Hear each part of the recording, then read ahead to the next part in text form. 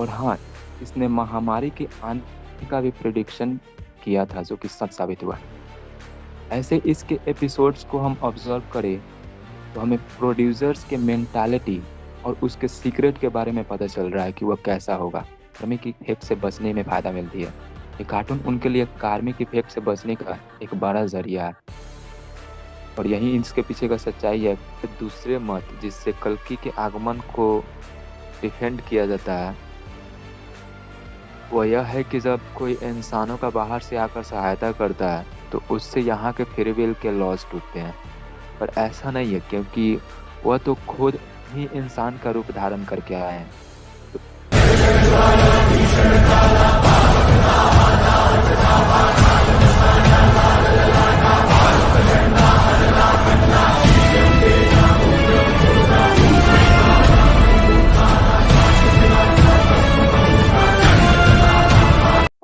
तो जय श्री राम दोस्तों। तो आप सभी का स्वागत है हमारे नए पॉडकास्ट में। और इस बार हमारे साथ फिर से हैं शिव सूत्रम भाई। आपको याद होगा हमने पहले भी इनके साथ पॉडकास्ट किया था, जो कि आपने काफी पसंद भी किया था। तो उसी को कंटिन्यू करेंगे। कुछ टॉपिक्स बाकी रह गए थे जिसको कवर करेंगे इस पॉडकास्ट में। तो सबसे पहले तो आपका बहुत बहुत स्वागत है भाई।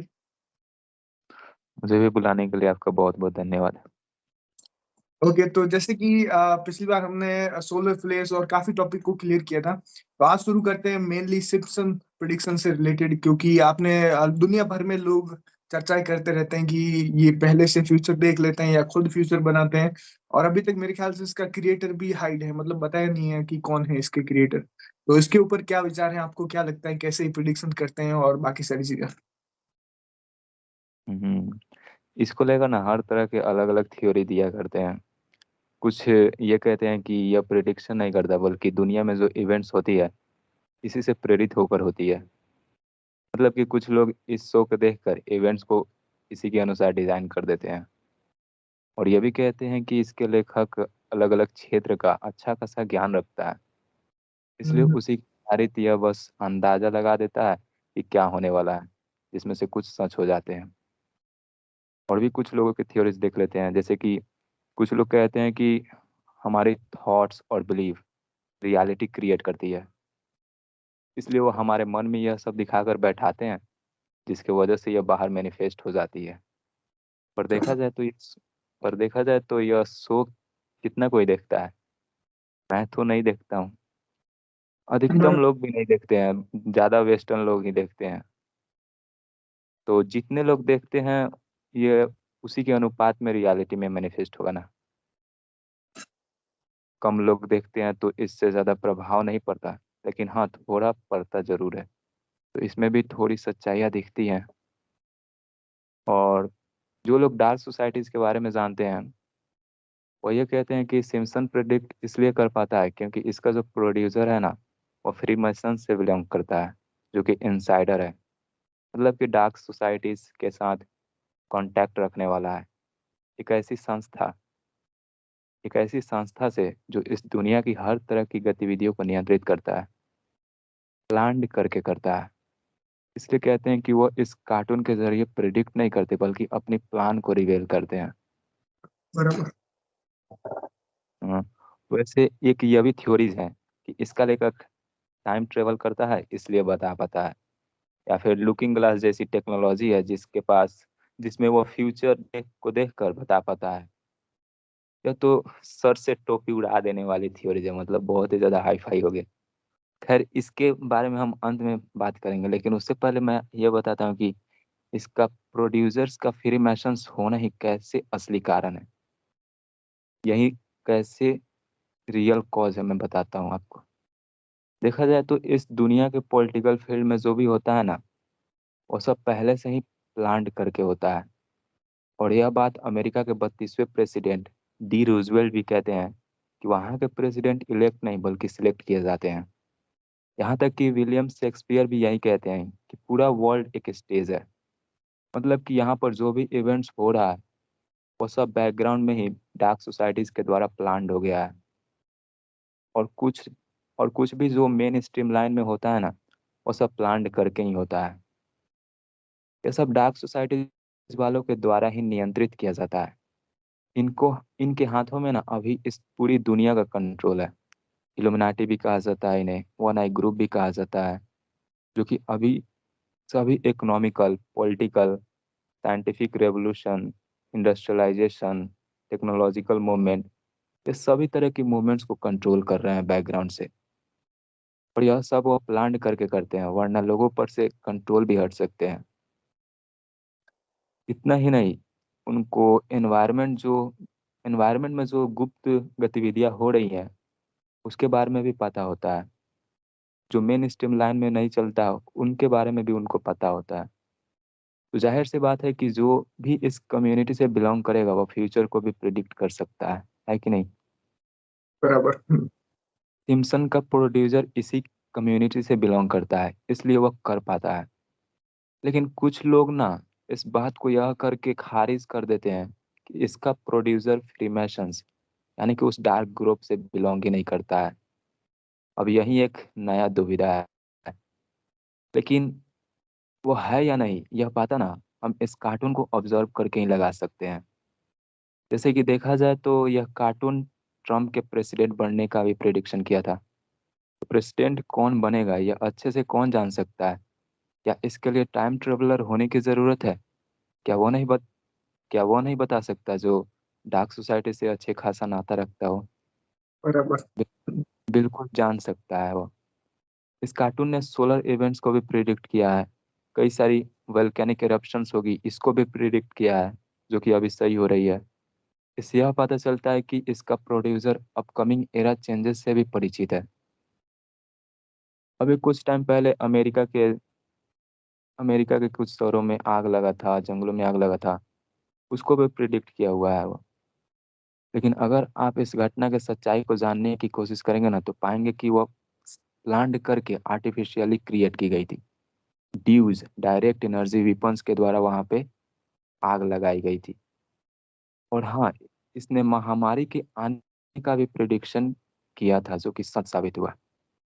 ऐसे इसके एपिसोड्स को हम ऑब्जर्व करें तो हमें प्रोड्यूसर्स के मेंटालिटी और उसके सीक्रेट के बारे में पता चल रहा है कि वह कैसा होगा। क्या वो ऐसे ही रैंडमली किसी भी चीज पर बना देता होगा? नहीं ना। जो एरा चेंजेस से परिचित होगा, पॉलिटिकल मूवमेंट्स को भी गहराई से जानता होगा, अपकमिंग अपोकलिप्सिस को भी प्रिडिक्ट कर देता है, और जो कि आज आर्टिफिशियली भी क्रिएट किए जा रहे हैं। तो ऐसे दुनिया के गुप्त गतिविधियों को जानने वाला कोई साधारण इंसान हो सकता है क्या? इससे यही निष्कर्ष निकलता है कि वो इनसाइडर है, जो कि डार्क सोसाइटी से अच्छे खासा नाता रखता है। अ, यही कारण भी है जिसकी वजह से यह फ्यूचर को प्रिडिक्ट कर पाता है। लेकिन असल में वो प्रिडिक्शन नहीं होता, बल्कि वो अपने प्लानिंग को सामने रखते हैं। अब अब रही बात इसके प्रोड्यूसर के टाइम ट्रेवलर होने की और लुकिंग ग्लास में देख कर भी बताने की। कुछ लोग ये भी थ्योरी दिया करते हैं कि उसका प्रोड्यूसर टाइम ट्रेवलर होने के साथ साथ इंसानों का शुभ चिंतक भी है, जो प्रिडिक्ट करके वार्न कर रहा है। ये सब जो वही बोलते हैं जो डार्क सोसाइटीज के बारे में नहीं जान रहे हैं। मैंने भी देखा हुआ है इसके बारे में। ये थ्योरीज इस बात से ही खारिज हो जाते हैं, ये सभी थ्योरीज इसी बात से खारिज हो जाते हैं कि यह कार्टून डार्क सोसाइटीज के लिए एक ऐसा जरिया है जिसके द्वारा वह अपने प्लान को रिवील करके कार्मिक लॉज से बचते हैं। कार्मिक लॉज के बारे में डेविड विलकॉक ने भी बोला हुआ है। आप सर्च करेंगे तो मिल सकता है। रही बात कि अगर सच में इसका प्रोड्यूसर शुभ चिंतक होता तो डार्क सोसाइटीज वाले अपने प्लानिंग को ऐसे रिवील क्यों होने देते? हमने इतिहास में भी देखा है कि जब भी कोई इंसानियत का असली शुभ चिंतक होता है तो उस तो उनको कई तरह से रिप्रेस्ड कर दिया गया है। लेकिन अभी के टाइम में और जो रिप्रेस किया गया ना, उसका परफेक्ट एग्जाम्पल आप राजीव दीक्षित जी को लेकर देख सकते हैं। बराबर। हाँ। हाँ, लेकिन इस कार्टून के मामले में तो ऐसा है ही नहीं। ये प्लानिंग रिवील कर रहा है, वो क्या करने वाले हैं वो सब बता रहा है, लेकिन वो इसे रिप्रेस्ट कर ही नहीं रहे हैं। वो इस कार्टून के जरिए अपने प्लानिंग को रिवील होने दे रहे हैं। इसका मतलब यही हुआ ना कि उनको इससे कोई फायदा होता होगा। वो बिना फायदा का तो कुछ करेंगे नहीं, बुरी मानसिकता वाले हैं तो। और वह और कुछ नहीं बल्कि कार्मिक लॉस से बचने का ही है। तो इसका प्रोड्यूसर इंसानों का सिर्फ शुभचिंतक दिखता है नहीं। रही बात टाइम ट्रेवलर होने की और लुकिंग ग्लास में देखकर प्रिडिक्ट करने की, तो जब वो ऐसा करेंगे तो अपने प्लानिंग को रिवील कैसे कर रहे हैं? वो तो फ्यूचर का झलक देखकर बता रहे हैं। उनको जब प्लानिंग रिवील करके कार्मिक लॉस के इफेक्ट से बचने का फायदा मिल रहा है, वह लुकिंग ग्लास में देख के क्यों बताएंगे? या फिर टाइम ट्रेवलर करके क्यों बताएंगे? क्या उससे उनको कोई फायदा मिलेगा? बिना फायदा को तो वो कुछ करते नहीं। और आपको लगता भी है कि वो बिना फायदा के कुछ करते होंगे? हम्म। वो अपनी प्लानिंग इस कार्टून के जरिए बताकर कार्मिक इफेक्ट से बचने में फायदा मिलती है। ये कार्टून उनके लिए कार्मिक इफेक्ट से बचने का एक बड़ा जरिया है। और यही इसके पीछे का सच्चाई है कि वो फ्रीमेसन से इसलिए प्रिडिक्ट कर पाता है। असली बड़ा कारण यही है, उसके प्रोड्यूसर का फ्रीमेसन्स होना, इनसाइडर होना ही। लेकिन मैं ये भी नहीं कह रहा हूँ कि बाकी की जो थियोरीज है वो पूरी तरह से गलत है। उनमें भी थोड़ी बहुत सच्चाइयाँ है। लेकिन इसमें ना, जो अभी हमने बात किया, इसमें 95 to 99% तक सच्चाइयाँ हैं। यह हम्म। तो बाकी के थ्योरीज को भी अपने अंदर समा ले रहा है, ये वाला थ्योरीज। तो असली कारण किसे माना जाना चाहिए? जो 5% to 10% तक सच्चाइयाँ बताता है उसे, या फिर 95% to 98% तक सच्चाइयाँ बताता है उसे? जवाब सामने है। यही मेरा कहना और मानना भी है इसके रिगार्डिंग। क्या बात है। मेरे ख्याल से भी यही थ्योरी सबसे परफेक्ट है, क्योंकि इतना एक्चुअल प्रिडिक्ट करना और इतना, जैसे आपने ट्रम्प वाला भी बताया, ऐसा भी जो एप्पल का VR है उसको भी उन्होंने पहले ही प्रिडिक्ट कर दिया। तो ये सारी चीजें वो खुद ही बना रहे हैं, एक तरह से रियलिटी में बदल रहे हैं। तो सबसे बेस्ट थ्योरी यही है मेरे ख्याल से भी, जो फ्रीमेसन्स वाली है। अगर लोग जानते हैं डार्क सोसाइटी और इन सब चीजों के बारे में, तो डेफिनेटली आप इजीली समझ जा पाएंगे। अभी एक सवाल और भी निकल के आता है, जो लास्ट टॉपिक इसको रखते हैं। जैसे कि अभी के समय में कल की अवतार के बारे में बहुत ज्यादा प्रचार प्रसार होना है। काफी तेजी से ये चीज फैल भी रही है, भविष्यवाणी के जैसे ग्रंथ भी बता रहे हैं, और भी कई सारी चीजें हैं। तो उसके ऊपर आपका क्या कहना है कि सच में कुछ कल की अवतार जैसा है? जैसे कई लोग सिर्फ सिर्फ एक तरह से सतयुग आने को या फिर 5D शिफ्ट की भी बात करते हैं, उसी पे बिलीव करते हैं, किसी अवतार के बारे में नहीं मानते हैं। तो उसके बारे में थोड़ा सा आप एक्सप्लेन कीजिए। कल्कि को लेकर दो तरह की अवधारणाएं रखने वाली ग्रुप बन चुकी है। एक तरह के लोग कह रहे हैं कि आएंगे, और दूसरे तरह के लोग, स्पेशली न्यू स्पिरिचुअलिस्ट हैं, जो कई तरह से डिफेंड कर रहे हैं। मैं किसी के विरुद्ध नहीं हूँ। मिसकंसेप्शंस को क्लियर अप करूंगा तो मेरे शब्द वैसे लग सकते हैं, लेकिन इरादा क्लियरिटी लाने का ही होगा। मैं अपने हिसाब से बताऊं न, तो जो डिफेंड कर रहे हैं उनके भी कॉन्सेप्ट में कुछ सच्चाइयाँ हैं। पहली बात जो कल की अवतार को डिफेंड करके कहा जाता है, वह यह है कि 5D में जो हमारी धरती जा रही है, उस डायमेंशन की एनर्जी को कल की कॉन्शियसनेस कहते हैं। और वही असल में हो रहा है, वही अवतार वही आएंगे, उसके अलावा रियल में अवतार नहीं आने वाले हैं। पर देखा जाए तो यह ब्रह्मांड हमारे आंतरिक शक्तियों का ही तो मैनिफेस्टेड ऑब्जेक्ट है ना। जो चीज़ इनसाइड में है वही आउटसाइड में मैनिफेस्ट हुआ है। जो चीज़ सटल लेवल पे है वो फिजिकल लेवल में मैनिफेस्ट हुआ है। तो अगर कल की कॉन्शियसनेस एनर्जी है, तो क्या उस एनर्जी को कंटेन करने वाला कोई फिजिकल रियलिटी में मैनिफेस्ट नहीं होगा? नहीं होगा, ये कहना ऐसा हो गया जैसे कि मान लीजिए पूरे भारत में हर जगह पे एक साथ बारिश हो रही है, और खत्म हो जाने के बाद यहाँ पे मौजूद सबसे बड़े गड्ढे में सबसे ज्यादा पानी नहीं होगा। क्यों नहीं होगा भाई? सबसे बड़ा गड्ढा है भारत का, तो वहां पर सबसे ज्यादा पानी लगेगी। इसी प्रकार अगर पूरे पृथ्वी पर कल की कॉन्शियसनेस की बरसात हो रही है, जो कि 5D एनर्जी है, 5 डायमेंशन की, तो जिस व्यक्ति के अंदर सबसे ज्यादा पात्रता होगी, या फिर कहें कि पूरी पात्रता होगी उस एनर्जी को अपने अंदर कंटेन करने की, उस लेवल ऑफ कॉन्शियसनेस तक पहुंचने की, तो वो उस लेवल तक पहुंचेगा ही ना। उस लेवल तक की कॉन्शियसनेस आने के लिए कोई रुकावट थोड़े है। तो जो पहुंचेगा वही कल्कि अवतार होगा। बाकी के इंसान भी अपनी पात्रता के अनुसार जितनी वह उस अपकमिंग एनर्जी को अपने अंदर कंटेन कर पाएंगे, उसी अनुपात में उनकी कॉन्शियसनेस भी रेज होगी। मुख्य रूप से वह जागरूक लोग हैं जिनको आप स्टार सीड, लाइट वर्कर कह सकते हैं, या फिर कल की सेना का नाम दे सकते हैं। जो यह बात कहा जाता है ना कि इस बार कल की अवतार और उनकी ऊर्जा किसी एक बॉडी में नहीं होंगे बल्कि मल्टीपल बॉडी में होंगे और काम करेंगे, वह इन्हीं को लेकर कहा जाता है। कल की कॉन्शियसनेस की जो ऊर्जा है वह सबके अंदर से थोड़ी बहुत उनकी पात्रता के अनुसार प्रवाहित होगी और नए युग का निर्माण करेगी।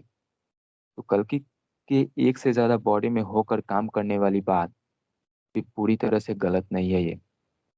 लेकिन ऐसे लोगों को हम कल्कि अवतार नहीं कह सकते हैं, क्योंकि कल्कि अवतार का शाब्दिक अर्थ ही होता है वह जो कल्कि कॉन्शियसनेस को, 5D एनर्जी को पूरी तरह से अपने अंदर समाहित कर ले और इसके बियॉन्ड भी चला जाए। स्टारसीड कुछ सर्टेन डिग्री तक ही अपनी पात्रता के अनुसार उस आ रही एनर्जीज को अपने अंदर कंटेन कर पाएंगे और अपनी कॉन्शियसनेस उतनी ही अनुपात में बढ़ा पाएंगे।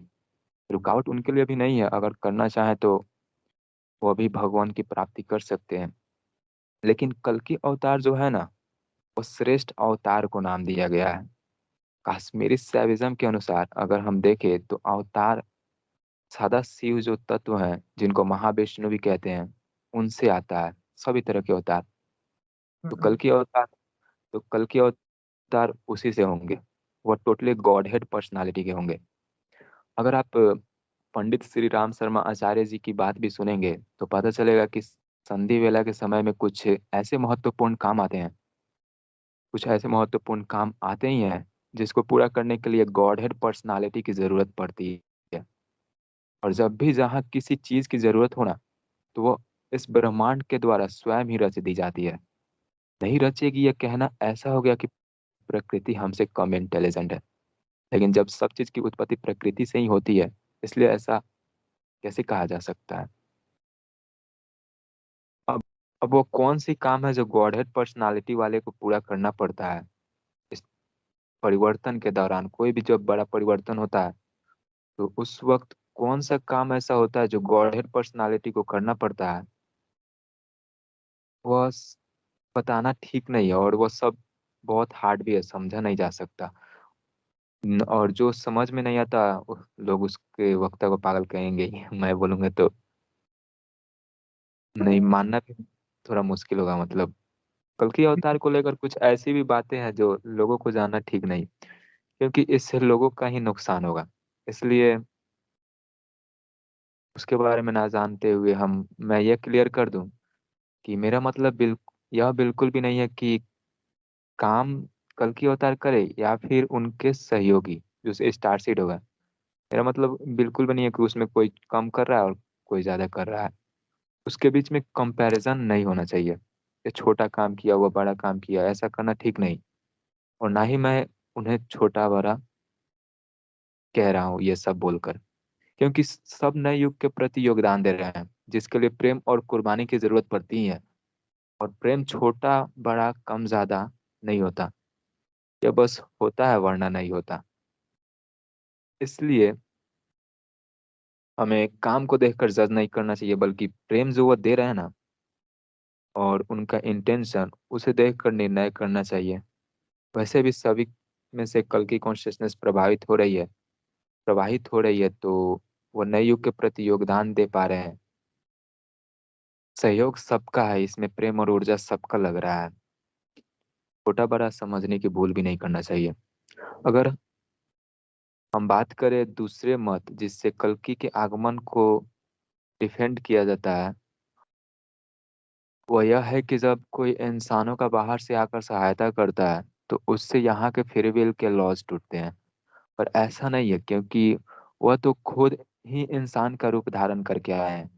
तो इंसान होने के नाते उनका भी धर्म कर्तव्य बनेगा कि अपनी आत्मशक्ति को जरूरत के हिसाब से प्रकट करके लड़ पाए और सहायता कर पाए, जिससे कोई लॉज नहीं टूटेगा बल्कि उनके धर्म और कर्तव्य में जिम्मेदारी उनके ऊपर लागू हो जाता है।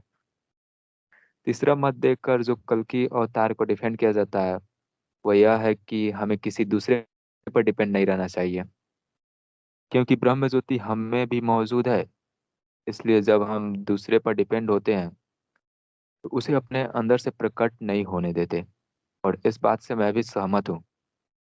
लेकिन इसी की वजह से कई लोग यह निष्कर्ष निकाल लेते हैं कि सेकेंड कमिंग और कल की अवतार के आने जैसी चीजों में कोई सच्चाई नहीं है, बल्कि यह बस लोगों की अनअवेयरनेस के वजह से मनगढ़ंत विश्वास है। यह बोलकर कल्कि के आगमन को डिफेंड करना सही नहीं है। कुछ हद तक सही है, लेकिन पूरी तरह से नहीं। बताता हूँ मैं कैसे। आवाज आ रही है ना भैया? हाँ। ठीक। दे- देखिए, जब भी देवी देवताओं की बात होती है तो एक बिगनर के मन में सबसे पहले यही सवाल आते हैं कि भक्ति करके किसी दूसरे पर डिपेंड क्यों रहूं? डिपेंड रहना गलत है। इसलिए कुछ लोग भक्ति को गलत बोल देते हैं, लेकिन क्या भक्ति इससे गलत हो जाता है? नहीं। ऐसा ही गलती या दूसरी बात बोलकर कल की डिफेंडर कर रहे हैं। ऐसे बिगनर्स को ना शास्त्र के द्वारा भी यह सुझाव दिया जाता है कि कोई भी काम करते वक्त विश्वास ऐसे रखो कि सब चीज भगवान पे डिपेंड है, क्योंकि भगवान और कोई नहीं बल्कि वो हमारे अंदर मौजूद आत्म ज्योति है।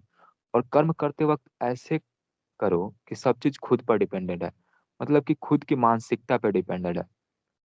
मन को पवित्र रखना है या गंदा, यह हमारे हाथों में है। जब हम पवित्र रखते हैं तो हमें भगवान का वास, तो इसमें भगवान का वास होने लगता है। मतलब कि आत्मशक्ति मन के द्वारा आकर झलकने लगती है और हमसे फिर चमत्कार भी करवाती है। वैसा काम जैसा एक आम इंसान बिल्कुल भी नहीं कर पाता। भगवान श्री कृष्ण भी कहे हुए हैं कि फल इंसानों के हाथ में नहीं होता, जो होता है बस कर्म और चुनाव होता है। इसलिए विश्वास ऐसे रखना चाहिए कि सब चीज भगवान पर डिपेंडेंट है, और कर्म ऐसे करना चाहिए जैसे कि सब चीज हम पर डिपेंडेंट है। ऐसे जो मत दे रहा है ना कि अ, ऐसे जो मत दे रहे थे कि डिपेंड नहीं रहना चाहिए, उनको ये बात समझना चाहिए। मतलब भक्ति को यह सब कहकर गलत नहीं ठहराया जाता है, उसे करने से माना नहीं किया जाता है, क्योंकि इससे हमारा ही नुकसान होता है। हम आत्मशक्ति को अपने मन से झलकने से रोक देते हैं ऐसा करके। ऐसा ही गलती या तीसरा मत देकर लोग कर रहे हैं, जो वो बोल रहे हैं कि किसी पर डिपेंड नहीं होना चाहिए। यह तो सही है, लेकिन इसी के वजह से कल की अवतार के आगमन को डिफेंड करना सही नहीं। और कल की अवतार सिर्फ अवतार नहीं, बल्कि वह ब्रह्म के साकार रूप भी है, और ब्रह्म हम सब के अंदर भी है। इसलिए सिर्फ यह विश्वास रखना भी ठीक नहीं कि उस अवतार पर डिपेंड नहीं रहना चाहिए, बल्कि उस ब्रह्म शक्ति के प्रति सरेंडर की भावना भी रखना जरूरी है। इससे हम अपने अंदर से भी उस ब्रह्म शक्ति को प्रकट होकर होने देंगे, जिससे हमारे हाथों भी अच्छी काम होंगी इस युग परिवर्तन के बेला में। ऐसा ही श्री कृष्ण जी भी अर्जुन को कहते हैं कि उनके प्रति सरेंडर करो। सरेंडर करने का मतलब झुकना नहीं होता।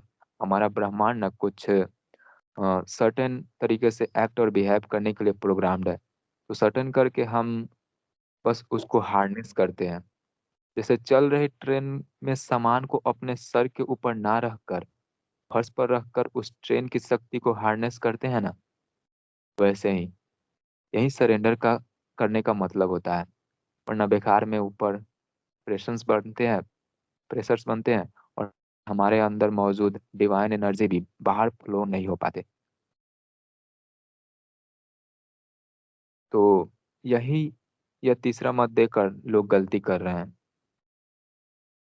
अभी जो बोला ये वह समझ में नहीं आया तो फिर से पूरी माइंडफुलनेस के साथ सुनना आप। इससे तीसरा मत देकर कैसे लोग गलती कर रहे हैं वो पूरी तरह से क्लियर हो जाएगा। बस एक बात ध्यान में रखना है कि विश्वास ऐसे रखो कि सब चीज भगवान पर डिपेंडेंट है, और कर्म ऐसे करो कि सब चीज खुद पर डिपेंडेंट है। फिर चमत्कार आपके हाथों से होने में कोई नहीं रोक सकता। वास्तव में ब्रह्म ज्योति साकार रूप लेकर धर्म की स्थापना करने आते ही है। द्वापर युग में एक महाभारत हुआ था। द्वापर युग में एक महाभारत हुआ था तो कृष्ण जी आए थे। और अब इस युग परिवर्तन की बेला में मल्टीपल महाभारत होने वाले हैं। हर तरह से संकट आने वाली है, तो क्या वो नहीं आएंगे? त्रेता युग में भी एक रावण था जिसको मारने के लिए राम जी आए थे। और अभी इस कलयुग में कली पुरुष से ग्रसित होकर इतने सारे रावण बन बैठे हैं, उनको मारने, उनको हराने के लिए मदद करने नहीं आएंगे। बाकी के युग में थोड़ा सा ही धर्म का नाश हुआ था तो वो आ गए थे, और इस कलयुग में जहाँ धर्म पूरी तरह से मिट चुका है, इसमें स्थापना करने नहीं आएंगे। अगर नहीं आएंगे तो धर्म का कोई ज्ञाता ही नहीं होगा, तो धर्म की स्थापना ही कैसे होगी? फिर तो युग परिवर्तन होते होते रह जाएगा। तो यही सब जरूरतें हैं जिसकी वजह से उनके आगमन का होना अनिवार्य है, अनिवार्य बन जाता है। वास्तविकता यही है कि वह वचन दिए हुए हैं कि जब जब धर्म की हानि होती है तब तब वो आएंगे। और एक वचन का महत्व एक योगी ही समझ सकता है। प्राण जाए पर वचन न जाए, यह सिर्फ कहावत नहीं बल्कि इसके पीछे प्रकृति की एक बड़ी गूढ़ नियम छिपी हुई है, जिसको योगिक माइंड के द्वारा समझा जा सकता है। तो आपको लगता है कि वह अपने ही वचन से पीछे हटने की कोशिश करेंगे? उन पर विश्वास रखना चाहिए, क्योंकि उन पर विश्वास रखने का मतलब हो गया अपने अंदर मौजूद ब्रह्म शक्ति पर विश्वास रखना। कली का प्रभाव तो इस कलयुग में इतना ज्यादा है कि लोग भगवान के वचनों पर भी शक कर लेते हैं। इसमें इससे हमें अवेयर होना चाहिए, क्योंकि ब्रह्म शक्ति पर विश्वास रखने से हमें ताकत मिलती है। अवतारों के पीछे की रियलिटी ना हमें शास्त्र भी बताते हैं, और आधुनिक विज्ञान भी कुछ हद तक उसको कैच कर लिया है।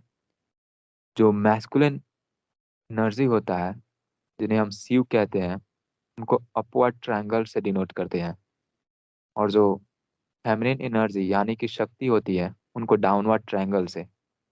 मैं आपको एक पिक भेजूंगा भैया इसके बारे में, ठीक? उसको स्क्रीन पे डिस्प्ले कर ले दीजिएगा। हेलो। हाँ। ठीक। तो एक अवतार धरती पर तब प्रकट होता है जब उसके अंदर मौजूद इन दो एनर्जीज को घेरी हुई परत हट जाए, और फिर वह दोनों एनर्जी उसमें बैलेंस हो जाए। इससे उसे गॉडहेड पर्सनालिटी हासिल हो जाती है, जिससे मैथमेटिकली हम हेक्साग्राम से डिनोट करते हैं। अपवर्ड और डाउनवर्ड ट्रायंगल को मिला देंगे तो हेक्साग्राम बनता है। उसे वेस्टर्न साइड में होली ग्रेल भी कहा जाता है। इसी को सिंपल टर्म में ऐसे कहा जाता है कि जब कोई हार्ट ब्रेन कोहेरेंस बना लेता है तो गॉडहेड पर्सनालिटी हासिल हो जाती है। यही अवतारों के पीछे की रियलिटी भी है। तो इसके रिगार्डिंग मेरा यही ओपिनियन है। मेरे हिसाब से भी सही है, कुछ गलत नहीं है इसमें और कल के अवतार के आने का। लेकिन कुछ मिसकंसेप्शन मिसकंसेप्शन बनी हुई है इसके रिगार्डिंग, जो अभी क्लियर हो गया होगा आई होप।